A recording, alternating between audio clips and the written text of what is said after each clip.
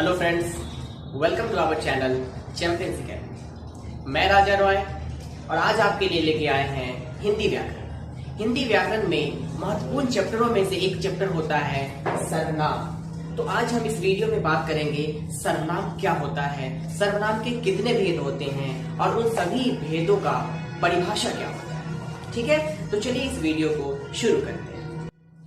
देखिए, सर्वनाम क्या होता है। आप लोगों को पता होगा कि संज्ञा किसे कहते हैं। सर्वनाम को समझने से पहले आपको संज्ञा समझना पड़ेगा। तो संज्ञा जो होता है वो किसी भी व्यक्ति, वस्तु, जानवर, स्थान इत्यादि के नाम को कहा जाता है और उसी संज्ञा के स्थान पर जो शब्द प्रयुक्त होगा उसे हम सर्वनाम कहेंगे।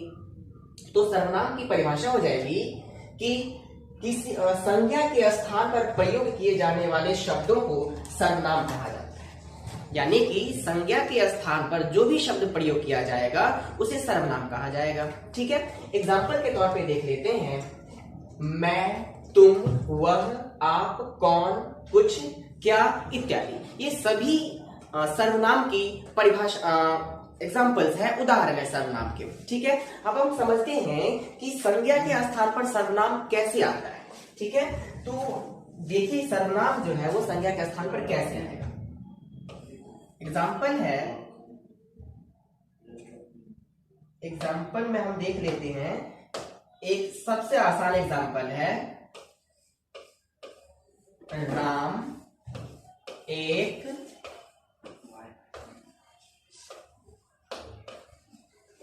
लड़का है। यहां पे संज्ञा क्या हो गया, तो राम। अब अगले सेंटेंस में हम लिखेंगे उसे एक कलम है। क्या है, कलम है। अब ये जो शब्द उसे आया, ये संज्ञा जो है राम उसके लिए आया है, तो उसे क्या हो गया, सर्वनाम। तो हमने देखा कि संज्ञा के स्थान पर कोई भी शब्द कैसे आता है और उसी शब्द को हम सर्वनाम कहेंगे। एक और एग्जांपल हम बना के दिखा सकते हैं यहाँ पे कि राम एक लड़का है, वह बहुत ईमानदार है। तो जो वह शब्द आया वो क्या हो जाएगा, सर्वनाम हो जाएगा। क्यों, क्योंकि वो संज्ञा के स्थान पे आता है और यहाँ पे इस सेंटेंस में संज्ञा क्या है, हमारा राम है। तो आगे बात समझ में। तो एक बार फिर से रिपीट कर देते हैं कि संज्ञा के स्थान पर जो भी शब्द प्रयुक्त होगा वो सर्वनाम कहलाएगा। एग्जाम्पल भी आपके सामने है, आप देख सकते हैं। आगे बढ़ते हैं हम अब इसके भेद की तरफ कि सर्वनाम के भेद कितने होते हैं।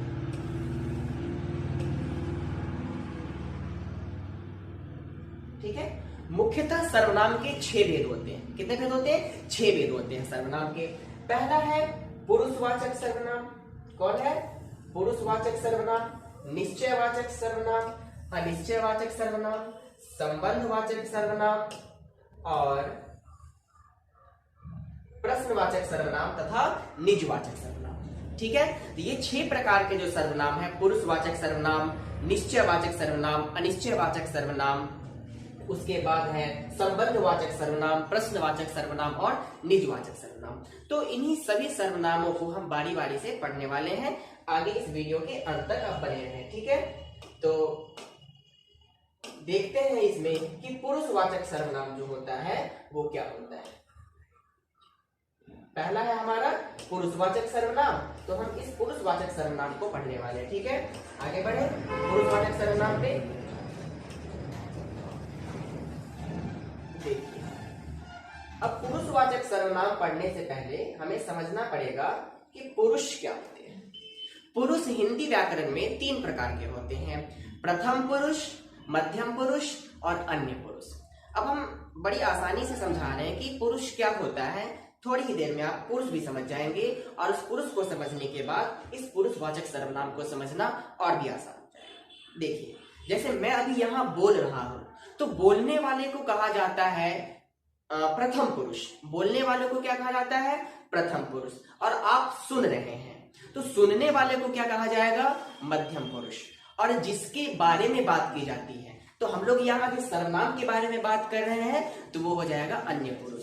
अर्थात बोलने वाला प्रथम पुरुष, सुनने वाला मध्यम पुरुष और जिसके बारे में बात की जाए उसको अन्य पुरुष कहेंगे। आई बात समझ में? तो यहां तक समझ में आ गया कि प्रथम पुरुष क्या होता है, मध्यम पुरुष क्या होता है और अन्य पुरुष क्या होता है। जैसे कि हम अगर बात करें आपसे कहें कि राम एक अच्छा लड़का है, तो हमने बोला तो हम हो गए प्रथम पुरुष, आपने सुना तो आप हो गए मध्यम पुरुष, और राम के बारे में हमने बात की तो राम हो जाएगा अन्य पुरुष। तो वही चीज यहां भी समझना है। देखिए, तो पुरुष समझ में आ गया हमें। अब समझ लेते हैं पुरुषवाचक सर्वनाम क्या होता है।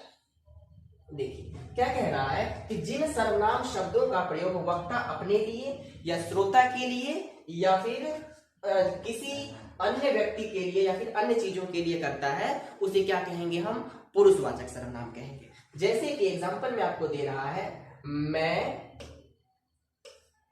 हम, तू, तुम, आप, वे आदि, ये सभी क्या है, पुरुषवाचक सर्वनाम के उदाहरण है। अब हम समझ लेते हैं कि प्रथम पुरुष में कौन कौन से आएंगे, मध्यम पुरुष में कौन कौन से आएंगे और अन्य पुरुष में कौन कौन से आएंगे।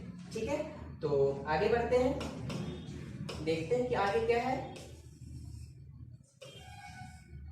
देखिए यहां पे देखिए इसमें क्या कह रहा है, उत्तम पुरुष। अभी उत्तम पुरुष क्या आ गया, उत्तम पुरुष ही प्रथम पुरुष कहलाता है, इसमें कोई कंफ्यूजन नहीं होना चाहिए। उत्तम पुरुष ही प्रथम पुरुष कहलाता है या प्रथम पुरुष ही उत्तम पुरुष कहलाता है। देखिए, तो उत्तम पुरुष या प्रथम पुरुष में क्या आएगा, किसका इस्तेमाल करेंगे, हम मैं का इस्तेमाल करेंगे और हम का इस्तेमाल करेंगे। क्योंकि जब हम कुछ बोलते हैं तो अपने लिए कौन सा शब्द इस्तेमाल करेंगे, मैं का इस्तेमाल करेंगे। जैसे कि मैं तुम्हें बता रहा हूं, मैं तुमको ये दे रहा हूं, मैं तुम्हें पढ़ा रहा हूं, या फिर हम लोग तुम्हें देख रहे हैं। इस तरीके का जो सेंटेंस होता है जिसमें वक्ता खुद बोल रहा होता है, तो वो अपने लिए जो शब्द इस्तेमाल करेगा यानी कि प्रथम पुरुष के लिए करेगा, वो कौन सा हो सकता है, या तो मैं या तो हम हो सकता है। आगे है हमारा मध्यम पुरुषवाचक सर्वनाम। मध्यम पुरुष में क्या आएगा, तू, तुम या फिर आप लोग, तुम लोग, ये सारे क्या हो जाएंगे, मध्यम पुरुष में आ जाएंगे। क्योंकि अगर हम बोल रहे हैं और आप सुन रहे हैं तो हम आपको किस शब्द से संबोधित करेंगे, तुम कह करके या आप कह करके, तू कह करके, अगर ज्यादा संख्या में है तो तुम लोग कह करके संबोधित करेंगे।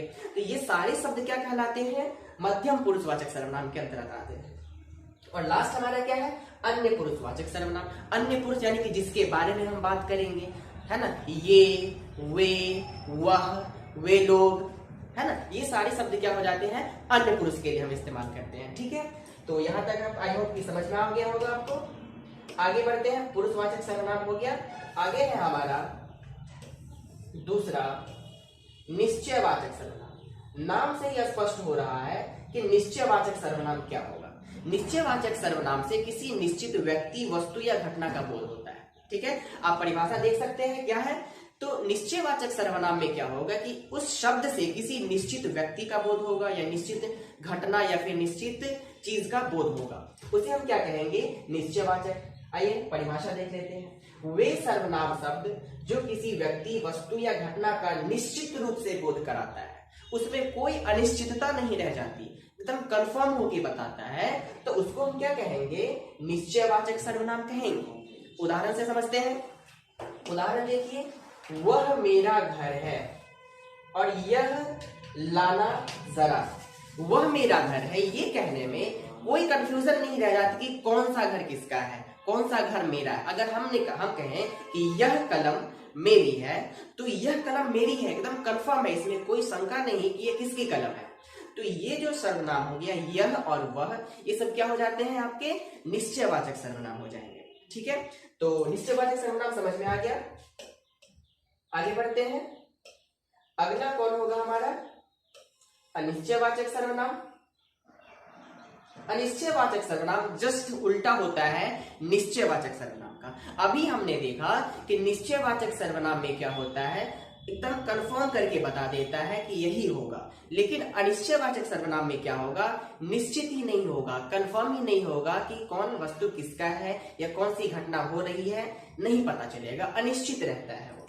ठीक है, तो इसको हम देख लेते हैं। परिभाषा क्या है इसका, कि जिन सर्वनाम शब्दों से किसी किसी व्यक्ति, वस्तु या घटना का निश्चित रूप से बोध नहीं हो, उन्हें अनिश्चयवाचक सर्वनाम कहते हैं। अर्थात कि किसी भी घटना, वस्तु, व्यक्ति के बारे में निश्चित रूप से नहीं कहा जा सके तो ऐसे सर्वनामों को हम क्या कहेंगे?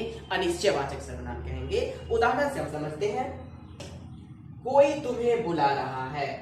और दूसरा एग्जाम्पल है हमारा,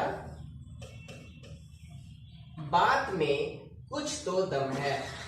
ठीक, तो यहां से हमें यह बात समझ में आ रही है कि निश्चित नहीं है। पहला उदाहरण देखें, सबसे अच्छा है, कोई तुम्हें बुला रहा है। अब कौन बुला रहा है पता नहीं। जैसे कि हमने कहा दरवाजे पर कोई खड़ा है। अब दरवाजे पर कोई भी खड़ा हो सकता है, चाहे वो भूत भी खड़ा हो सकता है, या मेरा दोस्त भी खड़ा हो सकता है, या पापा भी खड़े हो सकते हैं, कोई भी खड़ा हो सकता है। तो अनिश्चित है ये सब चीजें। तो ये जो सर्वनाम है कोई, और यहाँ पे है कुछ, है ना, कहीं जाना है। अब कहाँ जाना है पता नहीं, लेकिन कहीं जाना है। तो ये जो शब्द हो गया कहीं, ये सब कैसे सर्वनाम हो गए? अनिश्चयवाचक सर्वनाम हो गए, क्योंकि इन सब से पता नहीं चलता कि कौन सी घटना या कौन सी वस्तु होने वाली है या फिर कौन सी वस्तु है। निश्चितता की पता नहीं चलता है, इसीलिए क्या कहलाएगा? अनिश्चयवाचक सर्वनाम कहलाएगा। तो आगे बढ़े हम, यहां तक हम समझ चुके हैं कि अनिश्चयवाचक सर्वनाम क्या होता है। अगला है हमारा संबंधवाचक सर्वनाम। नाम से ही स्पष्ट है, संबंध कराएगा, संबंध बताएगा, है ना। आपने इंग्लिश में पढ़ा होगा शायद, इंग्लिश ग्रामर के अंदर क्लॉज दो होते हैं, प्रिंसिपल क्लॉज और सबऑर्डिनेट क्लॉज। उसी को हिंदी में कहेंगे उपवाक्य। तो इसमें उपवाक्य का यूज किया गया है, इसीलिए हमने बताया कि क्लॉज क्या होता है। एक होता है प्रधान वाक्य, एक होता है उससे जुड़े हुए वाक्य, यानी कि सबऑर्डिनेट क्लॉज होते हैं। ठीक है, इसको देखते हैं, परिभाषा क्या कहलाता है। कुछ सर्वनाम प्रधान उपवाक्य के संज्ञा तथा सर्वनाम का संबंध आश्रित उपवाक्यों के साथ जोड़ते हैं, उन्हें संबंधवाचक सर्वनाम कहते हैं। परिभाषा थोड़ा कठिन लगेगा, लेकिन समझ लीजिए कि क्या होता है। ये जो संबंधवाचक सर्वनाम है, दो छोटे छोटे वाक्यों को आपस में क्या करेगा? जोड़ लेगा। यहां इतना समझ लीजिए, जैसे कि आप एक देख लीजिए उदाहरण में, जो करेगा सो भरेगा, या फिर देख लीजिए जैसी करनी वैसी भरनी। ये तो आपने जरूर सुना होगा, जैसी करनी वैसी भरनी। आप जैसा करेंगे वैसा ही आप भरेंगे, अर्थात आप जो काम करेंगे उसका रिजल्ट भी आपको उसी के अकॉर्डिंग मिलने वाला है। तो यहाँ जो देख रही है, जो जैसी और ये वैसी क्या है? यही है हमारा संबंधवाचक सर्वनाम। क्या है? संबंधवाचक सर्वनाम। इस वाले क्लॉज को इस वाले क्लॉज से जोड़ने का काम यही दोनों कर रहा है। जैसी करनी वैसी भरनी, जैसे को तैसा, जिसकी लाठी उसकी भैंस। तो जिसकी और उसकी आपस में क्या कर रहे हैं? जो क्लॉज है हमारा, उपवाक्य है, उसको हम लोग जोड़ पा रहे हैं इसी संबंधवाचक सर्वनाम का प्रयोग करके। तो आई होप कि समझ में आ गया होगा संबंधवाचक सर्वनाम। आगे बढ़ते हैं, उदाहरण ध्यान में रखिएगा, उदाहरण को मत छोड़िएगा। उदाहरण से ही आप एग्जाम के अंदर प्रश्न को बना सकते हैं, उदाहरण जरूर याद रखिएगा। ठीक है, आगे है हमारा प्रश्नवाचक सर्वनाम। प्रश्नवाचक सर्वनाम नाम से ही स्पष्ट हो रहा है कि इसमें प्रश्न की जाएगी, है ना, प्रश्न की बात होगी। अब देख लो इसका परिभाषा, वे सर्वनाम शब्द जिनका प्रयोग प्रश्न पूछने के लिए किया जाता है उन्हें प्रश्नवाचक सर्वनाम कहा जाता है। अर्थात ऐसे सर्वनाम शब्द जिनका प्रयोग हम प्रश्न पूछने के लिए करते हैं उसको हम क्या कहेंगे? प्रश्नवाचक सर्वनाम कहेंगे। सबसे आसान है ये। जैसे कि देख लीजिए, क्या बात हो गई। अब पूछ रहा है ना, प्रश्न पूछ रहा है ना कि क्या बात हो गई, तो यहाँ पे जो क्या है वो एक शब्द है और ये सर्वनाम होगा। ठीक है, तो ये कैसा सर्वनाम है? प्रश्नवाचक सर्वनाम है। तुम्हारा नाम क्या है, इसमें भी प्रश्न पूछा जा रहा है। तुम कौन हो, तुम्हें कहाँ जाना है ना। तो ये सारे सेंटेंसेस जो है उसमें प्रश्न पूछा जा रहा है। तो ये इसमें जो क्या, क्यों, कब, कहाँ, कैसे होगा, ये सब जो उदाहरण है किसका? इसी प्रश्नवाचक सर्वनाम का उदाहरण है। आइए इसको थोड़ा अच्छे से हम समझने का प्रयास करते हैं कि ये होता कैसे, ये प्रश्न जो है वो संज्ञा के स्थान पर कैसे आ जाता है, देख लेते हैं। ठीक है, समझिए।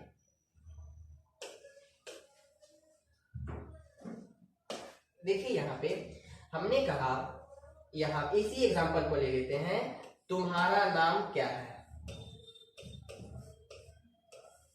तुम्हारा नाम क्या है? तो यहां पे जो क्या है वो क्या हो गया, हमारा प्रश्नवाचक सर्वनाम हो जाएगा। अब इसका उत्तर देने का प्रयास करिए आप, इसका उत्तर देने का प्रयास करिए आप। उत्तर क्या होगा इसका, इसमें हम क्या बोल सकते हैं कि मेरा नाम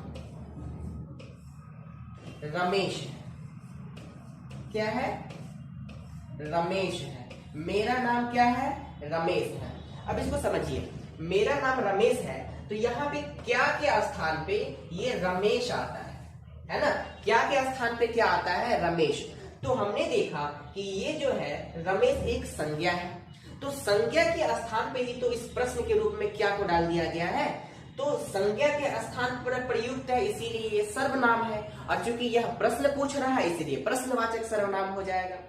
तो यहाँ क्या के स्थान पर रमेश का आना या फिर कोई भी नाम का, तुम कहाँ रहते हो प्रश्न पूछ रहा है, हम बोलेंगे कि मैं पटना में रहता हूँ, तो पटना एक संज्ञा है, तो संज्ञा आता है ना उसके स्थान पे, तो हम जानते हैं कि संज्ञा के स्थान पर जो शब्द प्रयुक्त होगा वो सर्वनाम कहलाएगा, तो सर्वनाम हो गया। और प्रश्न पूछ रहा है इसीलिए प्रश्नवाचक सर्वनाम हो जाएगा। आई होप कि आप इस प्रश्नवाचक सर्वनाम को बहुत अच्छे तरीके से समझ गए होंगे। ठीक है, आगे बढ़ते हैं।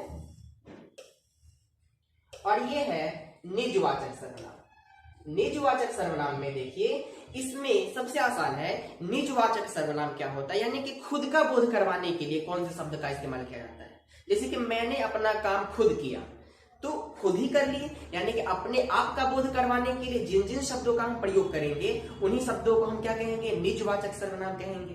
तो आइए परिभाषा देख लेते हैं इसका।